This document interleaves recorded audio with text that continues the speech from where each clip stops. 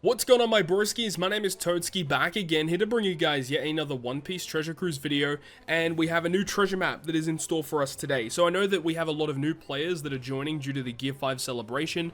Some people might not know what treasure map is all about, but look, if you're a new player, you can pretty much disregard this video, as you can just build a team with all of the new units, and you should be okay in order to get through East Blue difficulty. However, for those of you who are in New World League or in Grand Line League, you will need to be building one team versus every single boss, and it is imperative that you get that done before the actual event goes live to make things a lot easier for yourself.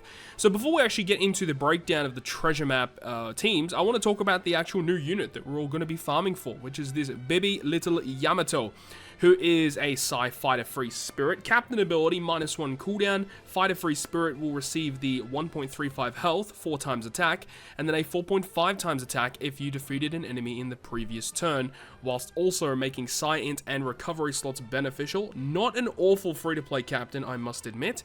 Move on to that special though, it does a lot of different things, removing 6 turns of despair, removing 6 turns of resilience, 15% Psi resistance down to all enemies for 2 turns, and if you hit 3 perfect strikes during the turn you launch the special, applies 1.5 times increased damage taken to all enemies when you move into the next stage, which is fantastic. Also, if she has a recovery slot when you launch the special, boosts the color affinity of slasher characters by 2.25 for 2 turns. It says the effect will not launch if no slasher class is in the crew, so it's very fascinating. And then it also applies a 20% slasher resistance. So even though she has a captain that is focused on boosting Fighter Free Spirit, she has an effect that also boosts slashers, which is a bit odd. But when you take into consideration the story, the theming behind this character, that does make a lot of sense due to the samurai that were with Yamato that kind of helped her out. So I understand the theming, it is just a little bizarre to see something like that. Crewmate ability 1, Psi slots beneficial to Fighter Free Spirit Slasher, and then they also receive a 100 attack bonus. And for potential abilities, nothing too noteworthy aside from that hunger, removing up to 3 stacks of it. Unfortunately, no good support effect, and I don't think this character is going to see a lot of play in Rumble. Psi 1000 healing, guard up level 4. I mean, the Rumble ability is okay, 5 HP and 3 defense, but yeah, not the best Rumble special. So overall, Yamato is a pretty okay character and is likely going to see some pretty good use in further treasure maps in the future. And now we move on to the first of the Battle Rush bosses versus Ushimaru. And remember that the first fight, you get cooldown for every single type and class, so that's not really a big issue here. You ask, obviously, this is going to be a team that kind of helps a lot of people in terms of, you know, building like quote-unquote accessible teams. This team does not have a full team of boosters, and you guys are going to see that moving forward. Just considering how many annoying gimmicks are in this event, it's going to be hard to build fully boosted teams that are actually good, right? So we have this fight, he's a Psi boss, he does give you 8 turns of bind to the crewmates only, so if you have a captain that removes bind, that will help. We're using Yamato as the captain here, and we don't really have to worry about that at all, which is great. We get given 5 turns of attack down, which is what the Perona helps us remove. We also get given 2 stacks of hunger. Yamato's potential ability can deal with that. 2 Yamato captains deals with that. You are also giving slot bind to the top row. I can't even remember if Yamato actually has slot bind removal. She actually does. Okay, that's perfect. So yeah, Yamato is a really solid captain to use here. The only issue is that when you kill Ushimaru, he does like 70,000 damage to the team, which is why we have Jinbei, because Jinbei has a damage threshold focused effect. And you know, with all of this in mind, this should be able to deal with Ushimaru. So moving on to the next boss is going to be against Omusubi, who is an int boss. This time around we're using Halloween Ace as the captain. Probably not the greatest option, but it's an option, I guess. With this team here, we are able to build a really weird looking team that you see here with using this Brook. Brook isn't even boosted by the captains. We've got Sanji, he's only really here for an orb boost, but then the combination of Frankie and Mihawk on the bottom row, using these 2 specials, we can remove all turns of the increased defense. It is only 5 turns of it, so it's actually not that big of a deal, but Frankie gives a color affinity boost. If you have used some green tickets to purchase more copies of Frankie, you don't even need the Mihawk on this team. Mihawk does provide a chain lock though, which is actually really good. Brook helps us remove the damage threshold, and we have to deal with Despair by 8 turns. Sockets removes 3 of that. The Whitebeard support on Ace removes an additional 3, and then we have the Nami support on Frankie, which also removes an additional 2. So we do remove all the Despair with supports and sockets, which is great. Special Reverse is only for the friend captain, so, you know, as I said, realistically, you can switch this out for whatever you want. You don't have to use Ace as the captain. Ace has a really good special, though, providing a very solid attack boost to the crew, and then you've also got the ability to remove Special Bind, because you're inflicted with 3 turns of that. Halloween Ace will remove that as well. Now, another really cool thing as well is due to the fact that we have Brook with the support of that Luffy. Again, you can use any Luffy at all, but because we have that, when you use Brook's special, that will actually inflict increased damage taken to the opponent, which will give you further damage, which is going to be a really nice way to give you a bit more extra damage versus Omusubi. Moving on to the third Battle Rush boss up against Tempura, you want characters that are Cerebral, Free Spirit, or Powerhouse here, and we're going to be using Alba as our main captain for this quest due to the amount of gimmicks that are here. So you'll see that there's Bind to the top row, there's going to be Despair, there's also Paralysis as well, and obviously you've got Alba who just deals with all of that by himself, or at least on himself. So if by running double Alba, you don't have to worry about removing stuff on the captains. Now, in terms of the Bind on the bottom row that is still going to be present, we do have Reiju. She removes the bind and also provides a conditional boost, which is very, very good to have. And then we also have the Sanji with the Luffy support. When we use the Sanji special, it gives us a chain lock or a chain boundary, but more importantly, due to the fact that Luffy is attached to that Sanji, it will actually remove 1 turn of barrier, so we do not have to worry about that at all. We have this Jack on the team who removes paralysis, and also by having Jack on the team, he also allows us to use the super type of Alba to provide us with a full board of Wano slots, and due to the fact that we have Jack as well, he removes the paralysis and gives color affinity too, which is very big for the crew.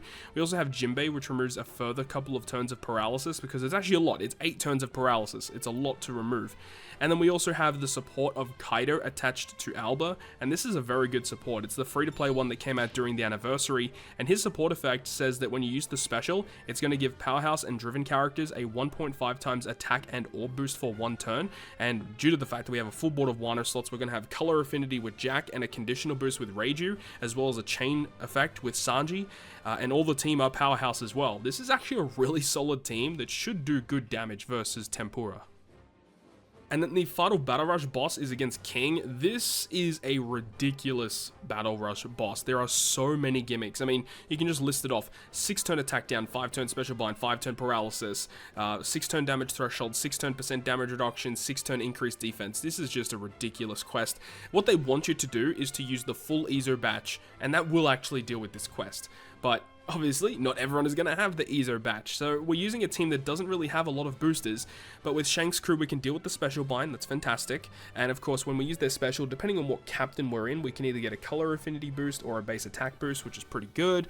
We do have the ability to remove that special bind with Shanks, as I said, but we do have Rob and Jinbei. Their special ability will remove the attack down, the damage threshold, and the rainbow shield on the enemy, so it leaves the paralysis and the increased defense. So this is why we have this Zoro on the team. Zoro, with the support of that Brook, will remove 6 turns of paralysis, and then when we have his the Zoro special as well, it does reduce the enemy's defense to 0 for 1 turn. Now, the annoying thing is that when you actually kill the boss, he's going to revive, so you have to kill him twice, and I'm not too sure how it works in terms of when you kill an enemy, is their buff removed, because he will still have increased defense. I'm not too sure if that gets removed. If it doesn't get removed, that's why we have Carrot Wanda, because they also set enemies' defense to 0, as well as providing an orb boost. We have Luffy and Ace, and ideally we switch into Ace and use their special on turn 1, because that will give us really good damage against the boss. Ideally using the super swap, so I think you only get 5 charges of the super swap, and I think they actually need 6 charges for their super swap, if I remember correctly. Yeah, you do. Okay, so you might actually want to set this one as potentially Ace, but then again, if you do get the secret boss, that does fully charge, so that actually could be a bit of an issue, because you won't have any type advantage on this team. But in terms of raw damage, it actually will be pretty solid, and you do get a lot of buffs here due to Shank's crew with color affinity or base attack boost. Ideally, you want the color affinity, I guess, because you can get base attack boost from Robin and Jinbei. So as I said, it's probably not like the best team out there. It does deal with the gimmicks, but I don't know why they went so above and beyond to make this the most ridiculous quest if you're not aiming to build with, you know, the boosters in mind. Of course, there are probably other ways you can deal with it, like using cat or dog characters to bypass defensive effects, and then it would mean you don't only have to deal with the paralysis, special bind, attack down, you still have to deal with increased defense. It's just a really annoying fight. I haven't looked at my own personal teams yet, and that'll be coming out later on, and you guys can see what I've chosen to build for that specific quest. But yeah, just a really annoying fight. So looking forward here to the boss fight versus Kaido, who is an int boss, and actually I'm using the wrong ship here. This should probably be the whale shark ship, just to make sure that that is the case. Now, ideally, as the friend captain for both the boss and the intrusion, you'd use the hybrid scenario of Luffy and Momo together, because they actually both have really unique abilities that help you deal with this quest overall. So Sai, Quick, and Strength characters are the characters you want to be building with here. We are using the Pirate King Adventures Sanji. He does have his own cooldown reduction, and he is a boosted character, so he's likely going to be ready when you need him. So you've got a lot of different things here. You've got Bind on Battle 2, you've got Resilience you have to deal with, which is where Momo is very good as a friend captain, Target Lock, which isn't that big of a deal, and if you do opt for an end of turn damage effect, you get lots of your beneficial effects removed, which is why I would suggest to use Momo as one of your captains. Then you move on to the Battle 3, there's block slots, there is attack down, and there's bind. So of course the bind's not going to be a problem with Momo captain or Luffy captain here in this case. And 7 turns attack down, so you'd ideally use your Momo special there because you have to get around that in some capacity. But the thing is when you kill Battle 3, 50,000 damage is dealt to the crew. I'm not too sure how that will exactly work, but if this will kill you, then Luffy will allow you to revive. I actually don't think it'll kill you. I'm pretty sure you actually will have enough HP to actually tank that, which means that you may have to find other ways to automatically die or build the team so you're able to use the EX special, because you need to have the EX special for when you reach the final stage, because there is 7 turns of Rainbow Shield there, and ideally you just become Gear 5 Luffy, so you either die in Battle 3 or in Battle 4 you use the EX special, and then you can just bypass the Rainbow Shield altogether.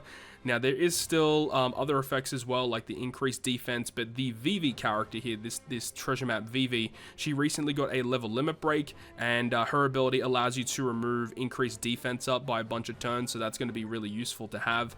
And then obviously you've got just some other characters. You see we're using like this Bon Clay as well as the Marco Vista.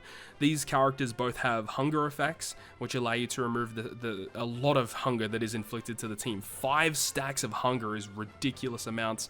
Once again, there is 5 turns of resilience, but the resilience or the end of turn damage from Momo's captain that is automatically launched when you start the quest should actually still be available when you reach the final boss stage, so you'll be able to bypass that. Now, there is also stun, you see there, so the way that you would be bypassing that is by using the effect of Sanji on stage 3, so that when you reach the final stage, Sanji's effect will activate, which will cut your health when you reach that final stage, which will allow you to get around the stun debuff. And then with double special launch, you can actually use Sanji special again to remove a bunch of paralysis on the crew.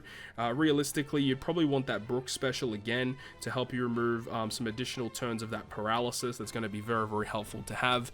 And if you use an attack boosting effect on the final stage, you get your beneficial effects removed, which you don't want to happen. But as I said, the Momo's effect of allowing you to get the attack boost and carry it throughout the entire stage is going to be good.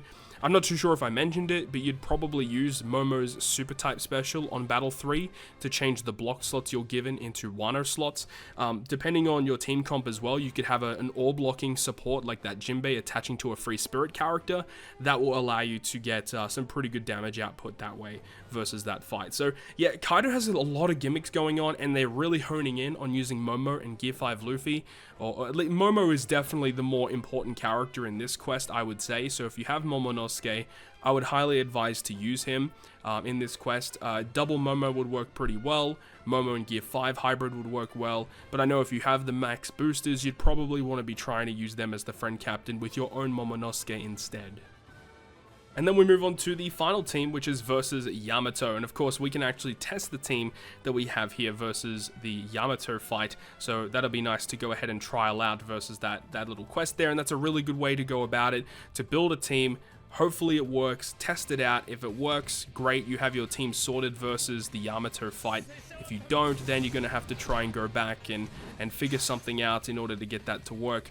It is annoying that they are so focused around stun, because they didn't even boost a lot of characters that have self-health cutting effects, which are going to be vital to enabling you to get around the stun debuff. So I'm a little pissed about that. They typically do that, have one really annoying gimmick in the treasure map, and then boost hardly any characters that actually get rid of it. It pisses me off. It pisses a lot of people off. I don't know why they continue to do it. It just makes things so much more annoying.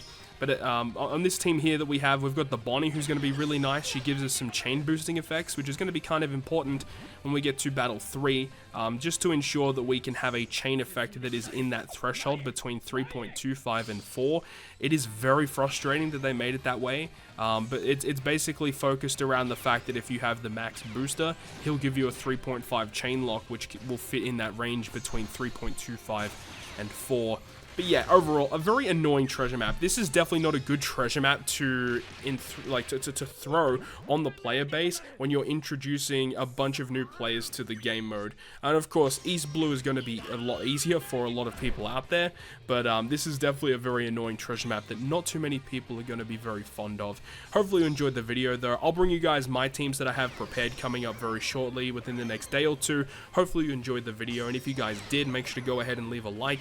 And if you want to stay up to date with all the content that I post, including more One Piece Treasure Cruise content, make sure to hit the subscribe button down below. And that, guys, I'll see you guys within the next video.